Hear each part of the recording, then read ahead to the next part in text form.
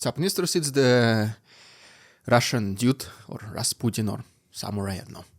But okay, imagine sending your kid to school in the morning, only to find out at lunch that the building is barricaded by a mob of men carrying Orthodox icons, Russian flags, and then even brass knuckles. Not kidding. Not a group of random thugs, but a respected political organization calling itself the Russian Community. They are not there for a PTA meeting, they're demanding a child to be handed over, because 4 months earlier, a teacher and a 9th grader had an argument about ethnicity that spiraled into the internet and became viral. The police arrive, but instead of restoring order, they just stand by, paralyzed, and why? Because the crowd is not illegal. It's sanctioned, connected to the Kremlin, and increasingly powerful. That's not just one isolated story in Rostov. It is a snapshot of Russia's near future, a state rotting from within, where bandits put an Orthodox cloak and private mobs begin dictating who lives, who dies, and who gets beaten in the streets for being not appropriate. This is not about NATO, sanctions, or foreign influence. The real danger for Russia comes from within. Paramilitary movements gaining legitimacy, supported by oligarchs and priests, tolerated by the police, and then quietly absorbed into the system.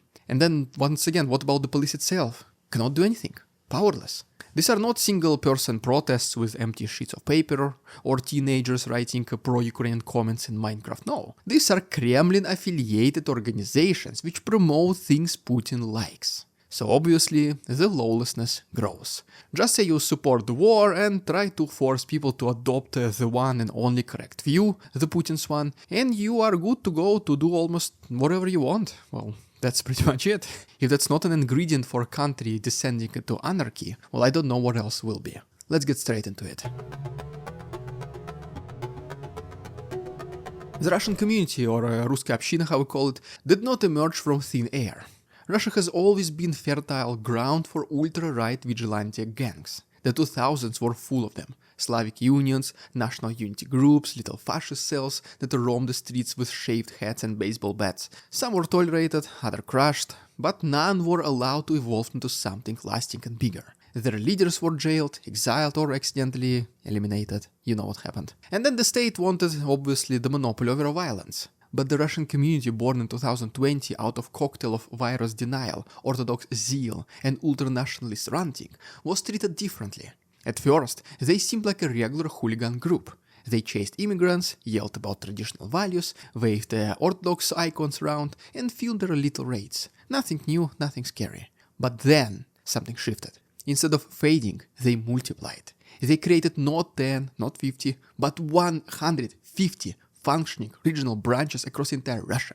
Compare that to the Communist Party, which barely manages 86, and half of those exist only on paper with a dusty Lenin boost in the corner. That's right, nationalistic, ultra-right, not quite official mob group has 150 branches, comparing to the officially registered party of the Russian Federation, and not just any party, Communistic Party, which has only 86. The Russian community became the only ultranationalist group with genuine infrastructure, visibility, and most dangerously state protection and approval. Putin simply likes what they promote, which in very general understanding can be summarized as vague traditional values once again. Unlike their predecessors, they were not dissolved or banned. They were not labeled extremists. Instead, they were tolerated and potentially even nurtured by the Kremlin itself. Why? Because the regime realized it needed them. War had drained manpower, police resources were stretched thin, dissent was spreading like a rot. What sounded a better solution than just outsourcing the dirty work to a bunch of self-proclaimed patriots? If you need an immigrant raid, well, just call the Russian community. Want to intimidate a journalist? Guess what? Well, they will handle it too. Somebody's kid said the wrong thing at school. Well, just a mob with icons will arrive at your doorstep. The state discovered a convenient weapon. Vigilantes, disguised as traditional Russian patriots, who were easy to unleash, but hard to restrain. And Putin loved every single bit of that. But why they were even able to survive in the first place? Because organizing yourself in a group, especially in public places, is kind of illegal in Russia. What made them different? Let's answer this question in our next chapter. What sets the Russian community apart from past gangs is not just size, it is patronage. These are not rogue street punks. They're backed by some of the most powerful men in Russia. The Orthodox oligarch Konstantin Malofeev, a man with endless cash and direct ties to the Kremlin, is believed to bankroll them personally. Then Bastrikin, head of the investigative committee, is said to shield them. Patriarch Kirill, Russia's head of Orthodox Church, blessed their sacred mission. And this unholy trinity of oligarch, cop, and a cleric gives them a golden umbrella. As long as their violence aligns with morality and patriotism of Putin's understanding, well, they are gonna be untouchable for as long as needed. And they did obviously put that protection to a very good use. To them at least. They patrol streets, raid migrant markets, break into apartments, beat people, film forced apologies, and even distribute stolen fruit in public as some kind of a twisted PR stunt. They frame it as defending moral values and protecting Russians. And here's the most chilling part. The Ministry of Justice is already floating legal justifications for this. Officials have suggested pardoning criminals if their crimes were committed in defense of morality. Translation: beat an immigrant, burn an apartment, harass a kid, call to patriotism, and well, that's it. Suddenly you're not a criminal, you're a hero because you protected something what Putin believes in. Once again, what about the police? Well, they cannot control them, but some do love them. Why waste resources on raids when the Russian community will do it for free with fists and cameras? Regional governors? They tolerate it. Who wants to cross a gang blessed by Malofeev and Kirill? Even the FSB reportedly infiltrated the group not to dismantle it, but to steer it, to give directions. And so the state has created something it once swore never to repeat, a semi-official paramilitary network operating nationwide. Remember that Wagner? I mean, sure guys you do. Well, basically the Russian community is Wagner's little cousin, just less artillery and more brass knuckles, but just as dangerous. And more importantly, under full control of Putin. Just don't they even dare to think going rogue, all of their privileges will be revoked as fast as they receive them. Money flow will cease, arrests will begin, and propaganda will start immediately working against them. And honestly, by the way, if you think about it, how is it even possible that Putin gave even the tiniest part of control over Russia to some clowns in patriotic t-shirts? Isn't Putin obsessed with being the one and only in charge, and no decision, however small it might be, should not be taken without consulting with Putin first? Well, that is honestly a paradox. Let's see if it was intentional or not in our next chapter.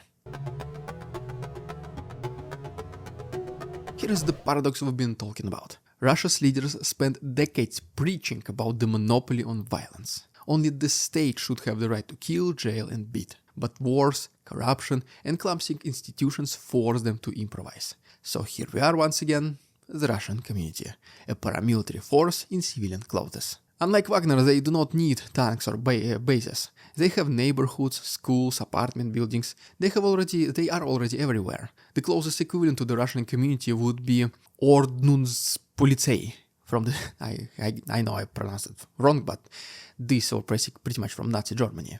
Go read about them, it's literally the same. Or make them official a little bit, and this is literally the 21st century Gestapo. And then Putin claims he is the one fighting Nazis in Ukraine. Yeah, right. But anyways. So why does the Kremlin tolerate it? Simple. Because repression is expensive. You cannot deploy police to every migrant market or apartment block, but you can let ultranationalists handle it. For the state, this is outsourcing oppression and doing it cheap, if not for free. No paperwork, no accountability, no oversight, just plausible deniability. If things get messy, say someone dies in a fire or jumps out of a window, they just blame excessive individual enthusiasm. A few members might get arrested, but the organization itself is never touched. This arrangement, without a doubt, creates a very big ticking time bomb. Every day, the Russian community is learning to operate like a mini-state. They solve disputes, extort businesses, decide who gets to work and who does not.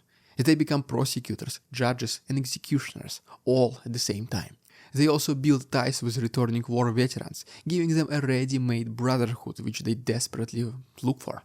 When hundreds of traumatized soldiers flood back from Ukraine, where do you think they will find belonging? In a demoralized civilian society that does not want them, or in the Russian community? A group that glorifies violence, offers camaraderie, and has state blessings? Well, the answer is obvious. That is how you build a private army without calling it one. And the irony, by tolerating them, the Kremlin is planting seeds of its own undoing. Prigozhin's Wagner rebellion already showed what happens when you nurture a monster you cannot fully control. Now imagine 150 mini-Wagners spread across Russia's almost all regions, entrenched in local communities, blending in with priests and cops. No need for tanks in Red Square. The mob is practically inside the Kremlin walls already.